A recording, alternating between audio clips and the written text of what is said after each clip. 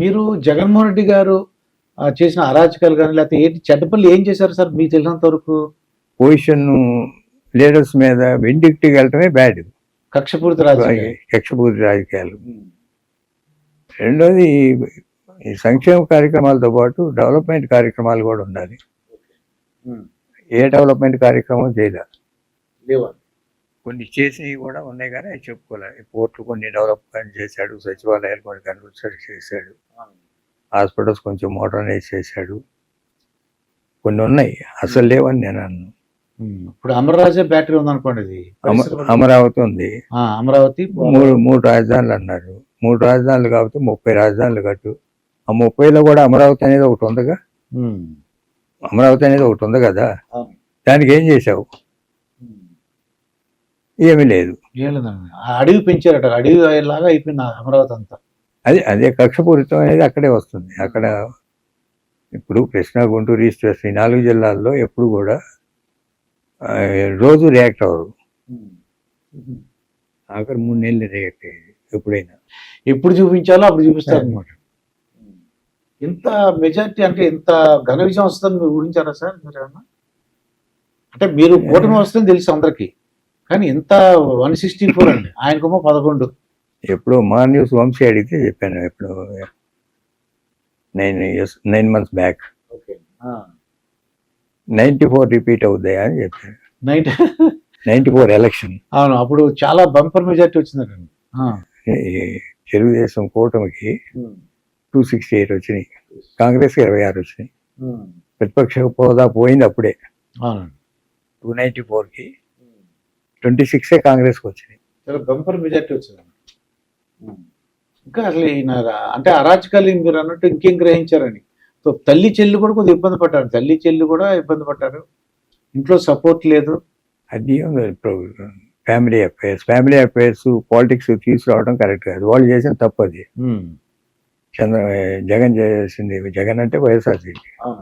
ఎవరు చేసినా, వాళ్ళ ఎమ్మెల్యే చేసినా, మంత్రులు చేసినా వాళ్ళ మీదకే వస్తుంది కదా. ఫ్యామిలీ పాలిటిక్స్లో ఇప్పుడు కాంగ్రెస్ ఓట్ బ్యాంకు ఎందుకు పెంచుకోలేకపోయింది మన ఆంధ్రాలో? షర్మిల గారు మామూలుగా మొట్టమొదటి స్టార్ట్ చేసినప్పుడు బాగానే మాట్లాడారు పేదవాళ్ళు. తర్వాత ఏమైంది?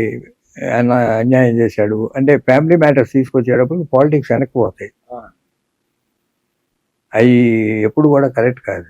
తర్వాత ఈయన ఎక్కువ పవన్ కళ్యాణ్ తిట్టేవారండి. ఏమనంటే 3 పెళ్ళాలు 3 పెళ్ళాలు, తర్వాత ప్యాకేజ్ స్టారు, దమ్ముంటే సింగిల్గా పోటీ చేయాలా కానీ మాట్లాడేవారండి ఆయన పెద్ద పెద్ద మీటింగ్స్లో. అది చిన్నపిల్లల తల్లిదండ్రుల మీటింగా, ఎవరి మీటింగ్ అని కాదు, పవన్ కళ్యాణ్ పేరు ఎత్తకుండా మాట్లాడేవారు అన్నమాట. మీరు అబ్జర్వ్ చేశారా లేదు? మరి అదే చేయడంతా అంతే. ఇప్పుడు చేసిన మంచి గురించి చెప్పుకోవడం కన్నా ప్రతిపక్షాల గురించి, వాళ్ళ ప్రైవేట్ లైఫ్ గురించి, లేకపోతే వాటి గురించి డిబేట్ చేసి మాట్లాడటం, వాటి మీద డిస్కషన్ వెళ్ళటం, దాంతోనే వాళ్ళ పతనం వస్తుంది. అది ఎప్పుడు కరెక్ట్ కాదు. పాలసీ మీద మాట్లాడు. జనసేన కార్యక్రమం ఏంటి వచ్చారు, వాళ్ళ మేనిఫెస్టో ఏంటి, వాళ్ళ సిద్ధాంతాలు ఏంటి, వాటి మీద క్రిటిసైజ్ చేయి. అట్లానే టీడీపీ లేకపోతే ఈ అక్రమ అలయన్స్ మీద చేయి, లేకపోతే మోడీ మీద ధైర్యం ఉంటే చెయ్యి. మోడీ వాటి మీద చేసి ఉంటే ఇంకొంచెం ఓడిపోవటం అనేది ఉండదు, కానీ ఇంత దారుణంగా ఉండదు. ఇప్పుడు బీజేపీ మోడీకి national wide anti wave run అయింది ఎలక్షన్లో. రన్ అయింది కదా, రన్ అయింది. అందుకని వాళ్ళకి మ్యాజిక్ ఫిగర్ రాలేదు. అదే 240 ఎప్పుడైతే వచ్చిందో, వాళ్ళు యూపీలోనే ఎప్పుడో మెజార్టీ మేరకు రాలేదు, మహారాష్ట్ర రాలేదు. 2 మేజర్ స్టేట్స్లో పోయినాక నెగిటివ్ అయ్యాయి కదా. అదంతా నెగిటివ్ వేవ్ని మీరు ఎక్స్పోజ్ చేయలేకపోయారుగా. అంటే సెంట్రల్ అంటే భయము, మోడీ అంటే భయము. ఎప్పుడో ఒక రీజనల్ పార్టీ పెట్టుకున్నాక రీజనల్ పార్టీ సిద్ధాంతాలు ఏంటి, నేషనల్ పార్టీ సిద్ధాంతాలకు ఎగనిస్ట్ కదా. అది ఏ పార్టీ అధికారంలో ఉన్నా వాటిని ఎక్కడ ఎక్స్పోజ్ చేశారు? లేదు. లేనప్పుడు ఓట్ బ్యాంక్ రిటర్న్ అవ్వదు. ఇంకా మీరు కొద్దిగా సినిమా ఫీల్డ్ సంబంధించిన వాళ్ళు కాబట్టి అడుగుతాను. రోజా గారు, పోసాని కృష్ణమురళి, కొడాలి నాని, వంశీ, జోగి రమేష్ అని ఒక అతనండి. వీళ్ళు అసలు మీరు వాళ్ళ లాంగ్వేజ్ విన్నారా సార్ ఎప్పుడన్నా? అదే అందరూ ఒక పేరే ఉంది. వైఎస్ఆర్ కాంగ్రెస్ పార్టీలో ఉన్న చాలామంది మంత్రులు, చాలామంది ఎమ్మెల్యేలు, చాలామంది నాయకులు రోజు మాట్లాడే భాషే వాళ్ళ పతనానికి దారి తీసింది. ఒకళ్ళనే ఉంది, అందరూ. మరి దారుణం లేదు. అంటే వాళ్ళు ఎలా పడితే అలా మాట్లాడేశారు.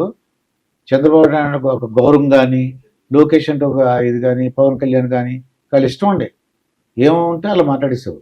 అది వాళ్ళ పతనానికి అదే. వాళ్ళందరూ కూడా ఓడిపోయారు. మనకి అసలు అమరావతి పోలవరం ఒకటి చాలా డెవలప్మెంట్ ఒకటి లేదండి. ఏపీడీ నేను అనుకుంటున్నాను, అమరావతి పోలవరం డెవలప్మెంట్ ఇదే దెబ్బతీసిందని నేను అనుకుంటున్నాను. పోలవరం ఈయన కంప్లీట్ చేస్తారు చంద్రబాబు గారు. అది ఒకటే ఇష్యూ ఉంది, అది R&R ప్యాకేజ్ సెంట్రల్ గవర్నమెంట్ క్యాబినెట్లో పెట్టుకొని క్లియర్ చేయాలి. క్లియర్ చేస్తే డ్యామ్ ఏముంది, డ్యామ్ అయిపోద్ది. డ్యామ్ పెద్ద ఇష్యూ కాదు. డ్యామ్ అది R&R ప్యాకేజ్ రైతులకి ఇవ్వాల్సిన కాంపెన్సేషన్ 35,000 crores ఏదో ఉంది. అది సెంట్రల్ గవర్నమెంట్ క్యాబినెట్లో అప్రూవ్ అవ్వాలి. అది పెండింగ్ ఉంది. అది అయిపోద్ది. ఇటు అలయన్స్లో ఉన్నారు కాబట్టి చేస్తారు. అలయన్సే కాకుండా చంద్రబాబు నాయుడు గారికి వచ్చిన అదృష్టం ఏంటంటే బీజేపీకి అబ్సల్యూట్ మెజారిటీ లేదు. అంటే చంద్రబాబు నాయుడు అంటే మన ఆంధ్రప్రదేశ్ అదృష్టం అనుకోవచ్చు. అదే తెలుగు ప్రజల అదృష్టం. తెలుగు అది ఎస్పెషల్లీ ఆంధ్రప్రదేశ్ కండి. ఆంధ్రప్రదేశ్ అదృష్టం. ఈ టైంలో ఈ కావాల్సిన ఇవన్నీ ల్యాబ్సెస్, పోలవరం కంప్లీషన్ కానీ, అమరావతి క్యాపిటల్ ఏముంది, ఎక్కడో చోట 30-30 కోట్ల అప్పు చేస్తారు. పెద్ద ఇష్యూ కాదు అది.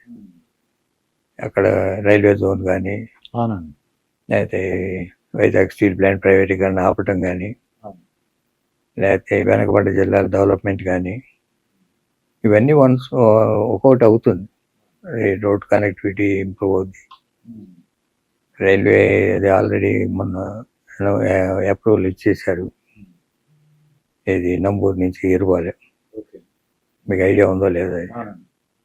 ఇప్పుడు ఏంటంటే స్టీల్ ప్లాంట్ కూడా ఆపారండి. అంటే ఎవరు కొనుక్కోవడానికి రాలేదని చెప్పి అంటున్నారు. ఏదో ఒకటి ఇమ్మీడియట్గా అవ్వదు, కొన్నాళ్ళు ఆపుతారు. రైల్వే జోన్ కడతారు, రైల్వే ప్రాజెక్ట్స్ వస్తాయి, రోడ్ ప్రాజెక్ట్స్ వస్తాయి. ఆ ఫైనాన్షియల్ ఈ మామూలుగా ఫైనాన్షియల్ ఇన్స్టిట్యూషన్స్ అమరావతిలో ఏదో కట్టడానికి రిజర్వ్ బ్యాంకులు ఇవన్నీ ఉన్నాయి కదా, ఆ కార్యక్రమాలన్నీ మొదలవుతాయి. అవి ఎక్కడ రైల్వే న్యూ రైల్వే లైన్స్ పడతాయి. ఎంతో కొంత డెవలప్మెంట్ మటుకు అవుద్ది. ఈయన ఎక్స్పీరియన్స్ ఉంది. చంద్రబాబు నాయుడు గారు సాధించగలడు. ఆయనకి ఓపిక ఉంది. అందరినీ కలుపుకెళ్ళగలడు. ఢిల్లీ మీద ప్రెషర్ ఇవ్వగలడు. కావాల్సినవి తెచ్చుకోగలరు.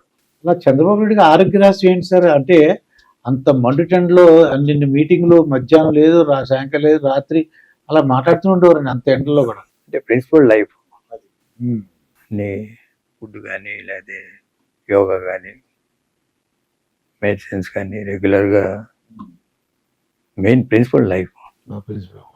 ఏ చెడు అలవాట్లు లేవు నాకు. ఎక్కడ ఆయన యూత్ కాంగ్రెస్లో ఉన్నప్పటి నుంచి తెలుసు. ఓకే, అప్పటి నుంచి పరిచయం అండి. ఇద్దరితో, చంద్రబాబుతోనూ, ఈయన రాజశేఖర రెడ్డితో మెడ్రాస్ వస్తుండేవాడు మా ఆఫీస్. ఇంకా మహేష్ బాబు గారి గురించి చెప్పండి సార్ విశేషాలు. అంటే ఇప్పుడు కొత్తగా ఆయనతో ఇప్పుడు అది కృష్ణ గారు లేరు, ఇంకా మీరే తండ్రి లాంటి వారు. అసలు ఏంటి, ఎలా కలుసుకుంటుంటారా? అసలు ఏంటి ఆయన సినిమాల విషయం మాట్లాడడం కానీ, వాళ్ళ పిల్లల విషయం, ఫ్యామిలీ విషయాలు అని మాట్లాడుతుంటారని మీతో? మాట్లాడతారు, ఫ్రీక్వెంట్గానే కలుస్తుంటారు. చూస్తున్నాం. ఇప్పుడు రాజమౌళి సినిమా చేస్తున్నారు కదా, అది ఇట్ విల్ టేక్ 2 years. ఆగస్టులో స్టార్ట్ అవుతుంది.